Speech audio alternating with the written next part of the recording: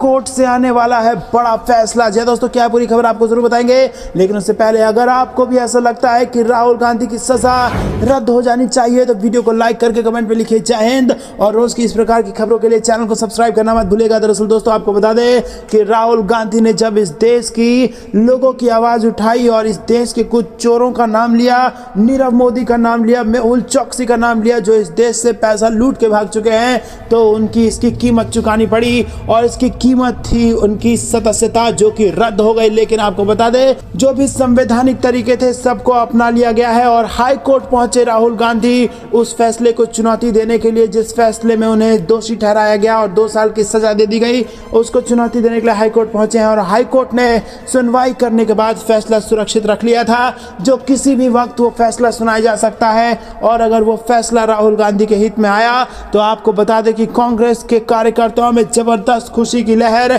देखने को मिल सकती है। रुक करते हैं अगली ब्रेकिंग न्यूज की तरफ। कर्नाटक के चुनाव से जहां पर आपको बता दें कि बीजेपी पर फिर से बरसे हैं राहुल गांधी, और शिवमोगा में राहुल गांधी ने कहा कि उनकी सरकार चोरी की सरकार है। जी हाँ दोस्तों, क्या पूरी खबर आपको जरूर बताएंगे, लेकिन उससे पहले वीडियो को लाइक करके कमेंट में जय हिंद जरूर लिखिएगा। दरअसल दोस्तों, आपको बता दें कि उनकी सरकार चोरी की सरकार है, ये बड़ा बयान राहुल गांधी ने कर्नाटक की चुनावी रैली में दिया है। पार्टी का प्रचार करने कांग्रेस नेता राहुल गांधी 2 मई को कर्नाटक में शिवमोगा के तीर्थहल्ली पहुंचे, या उन्होंने एक जनसभा को संबोधित किया। आपको बता दें दोस्तों कि इस वक्त हाई कोर्ट में उनका जो सुनवाई है सजा रद्द करने की, वो भी चल रही है, और इसी बीच कर्नाटक पहुंच के वो दहाड़े हैं और फिर से उन्होंने रिपीट किया है कि उनकी सरकार चोरी की सरकार है। तो दोस्तों, डरने का नाम नहीं ले रहे हैं राहुल गांधी, चाहे कितना भी पावर का कोई दुरुपयोग कर ले, राहुल गांधी को डराना मुमकिन नहीं है। ये इस बात से साबित हो गया है, जहां एक तरफ हाई कोर्ट में उन पर सुनवाई चल रही कि क्या उनकी सजा रद्द कर दी जाए, तो वहीं दूसरी तरफ वो जमकर दहाड़ रहे हैं और बीजेपी पर तरह तरह के आरोप लगा रहे हैं।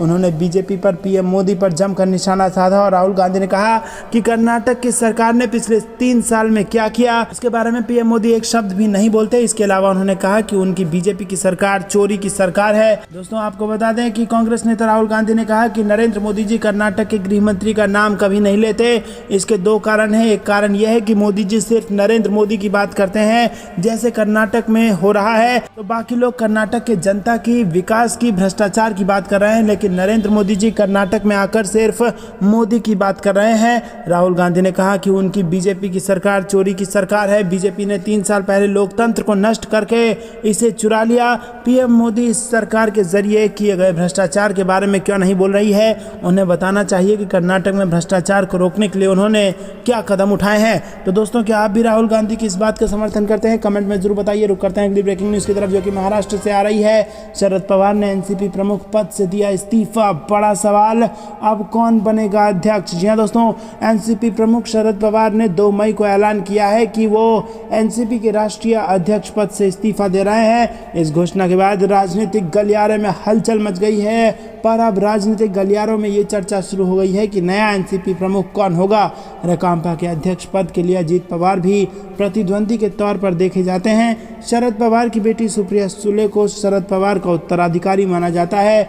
ऐसे में पार्टी अध्यक्ष की जंग आने वाले समय में दिलचस्प हो सकती है। शरद पवार ने कहा कि अब मैं एनसीपी प्रमुख पद से रिटायर्ड होना चाहता हूं और अब पार्टी का नेतृत्व नहीं करना चाहता हूं। मैंने अध्यक्ष पद की कई साल तक जिम्मेदारी निभाई। पवार के ऐलान के बाद कार्यकर्ताओं ने भी नारेबाजी शुरू की। दोस्तों, आपको क्या लगता है, क्या शरद पवार ने ये करके अच्छा किया? कमेंट में अपनी राय जरूर बताइए। रुक करते हैं अगली ब्रेकिंग न्यूज की तरफ। कर्नाटक चुनाव के लिए कांग्रेस ने जारी कर दिया है घोषणा पत्र, जनता से किए 5 बड़े वादे। जी हाँ दोस्तों, आपको बता दें कि बेंगलुरु में कांग्रेस के राष्ट्रीय अध्यक्ष मल्लिकार्जुन खड़गे, कर्नाटक के पूर्व मुख्यमंत्री सिद्धारमैया, कर्नाटक कांग्रेस के अध्यक्ष डीके शिव कुमार ने कर्नाटक विधानसभा चुनाव के लिए कांग्रेस का घोषणा पत्र जारी किया। कांग्रेस पार्टी अपने घोषणा पत्र में 5 गारंटियों को उन्होंने दोहराया, और जिसमें गृह ज्योति, गृह लक्ष्मी, अन्नभाग्य, युवा निधि और शक्ति शामिल है। दोस्तों, आपको बता दें कि गृह ज्योति योजना में घर में हर महीने 200 यूनिट मुफ्त बिजली, गृह लक्ष्मी योजना में हर घर की महिला महिला मुखिया को 2000 रुपये प्रति महीना, युवा निधि में प्रत्येक बेरोजगार स्नातक के लिए 3600 रुपये प्रति महीना। और इसी के साथ तमाम वादे किए गए हैं यहाँ पर कांग्रेस पार्टी द्वारा कर्नाटक में। रुक करते हैं अगली ब्रेकिंग न्यूज़ की तरफ। सत्यपाल मलिक ने बीजेपी सरकार पर फिर बोला हमला। जी हाँ दोस्तों, इस बार और तीखा हमला बोला गया है सत्यपाल मलिक द्वारा। पूर्व राज्यपाल सत्यपाल मलिक के मौजूदा सरकार पर जमकर वो निशाना साध रहे हैं और उन्होंने कहा कि सरकार ने इन्हें बर्बाद कर रखा है। एमएसपी पर सरकार ने कानून बनाने का वादा किया था, लेकिन उस पर कोई कानून नहीं बनाया गया। पुलवामा हमले की जांच हो तो फंस जाएंगे बीजेपी के लोग, ये भी बड़ा बयान दिया है मलिक ने। 4 महीने तक जवानों की जहाज वाली मांग रुकी की रुकी रह गई, इसको दबाने के लिए पीएम जिम्मेदार है। उस समय मैंने पीएम को बताया था कि अगर इस्तीफा देना है तो वो दे, क्योंकि इस हमले के वो जिम्मेदार हैं, इसके लिए मैं क्यों इस्तीफा दूं। और वहीं किसानों की शहादत के बारे में किसी ने संसद में नहीं बोला। उन्होंने कहा कि किसान आंदोलन के दौरान 700 से ज़्यादा किसान शहीद हो गए।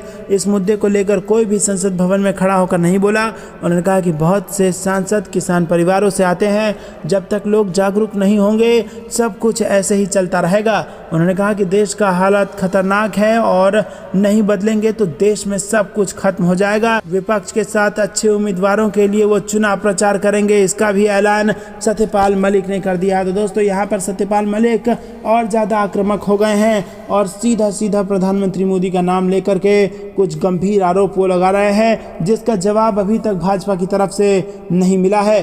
दोस्तों, रुक करते हैं अगली ब्रेकिंग न्यूज़ की तरफ, जिसमें आपको बता दें कि आम आदमी पार्टी सांसद राघव चड्ढा का चार्जशीट में आया जिक्र, तो कहा मेरी छवि बिगाड़ने की कोशिश। जी हाँ दोस्तों, आबकारी नीति में कथित घोटाला मामले की जांच में प्रवर्तन निदेशालय ने अपनी दूसरी सप्लीमेंट्री चार्जशीट में आम आदमी पार्टी के राज्यसभा सांसद राघव चड्ढा का नाम दर्ज किया है। हालांकि उन्हें आरोपी नहीं बनाया गया है। इस मामले पर राघव चड्ढा ने कहा कि उनके ऊपर किसी प्रकार का कोई आरोप नहीं है।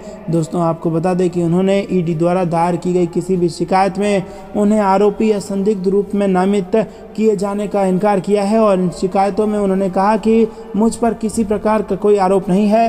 खबर है कि दिल्ली के पूर्व उप मुख्यमंत्री मनीष सिसोदिया के पीए ने राघव चड्ढा का नाम लिया था। इस पर आम आदमी पार्टी के राज्यसभा सांसद ने कहा कि ऐसा लगता है कि शिकायत में मेरा नाम किसी बैठक में उपस्थित व्यक्ति के रूप में उल्लिखित है और इसी के साथ इस तरह के आरोप लगाने का आधार स्पष्ट नहीं है। दोस्तों, करते हैं अगली ब्रेकिंग न्यूज़ की तरफ। मध्य प्रदेश में कांग्रेस ने बीजेपी को दिया बड़ा झटका। 1500 कार्यकर्ताओं के साथ प्रजातांत्रिक समाधान पार्टी के नेता कांग्रेस में हो गए शामिल। जी हाँ दोस्तों, मध्य प्रदेश में विधानसभा चुनाव के नजदीक आते ही अलग ही अंदाज में एक पार्टी से दूसरी पार्टी में नेताओं के आने जाने का क्रम जारी हो चुका है। जहां पर पहले कांग्रेस के कई बड़े नेता बीजेपी में शामिल हुए, अब उल्टा दिखाई दे रहा है। इसमें बीजेपी से जुड़े या बीजेपी को समर्थन दे चुके कई नेता अब सरकार से नाराज होकर कांग्रेस का रुख अपना रहे हैं। इसका उदाहरण मुख्यमंत्री के स्वयं के गृह जिले में देखने को मिला है। और अब आपको बता दें कि आष्टा विधानसभा सीट से आने वाले प्रजातांत्रिक समाधान पार्टी के राष्ट्रीय अध्यक्ष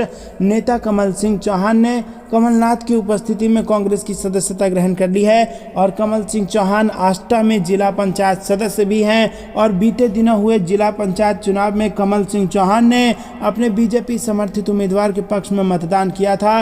जिला पंचायत अध्यक्ष बनने के महत्वपूर्ण भूमिका निभाई थी, लेकिन सरकार और संगठन की बेरुखी के चलते उन्होंने अब कांग्रेस का दामन थाम लिया है। जी हाँ दोस्तों, और इतना ही नहीं, उनके साथ 1500 समर्थक भी आए हैं कांग्रेस पार्टी में ज्वाइन होने। तो आपको क्या कुछ लगता है कमेंट में जरूर बताइए। ये थी दिन भर की सारी जरूरी और बड़ी खबरें। तक बने रहने के लिए बहुत बहुत धन्यवाद। जय हिंद, जय भारत।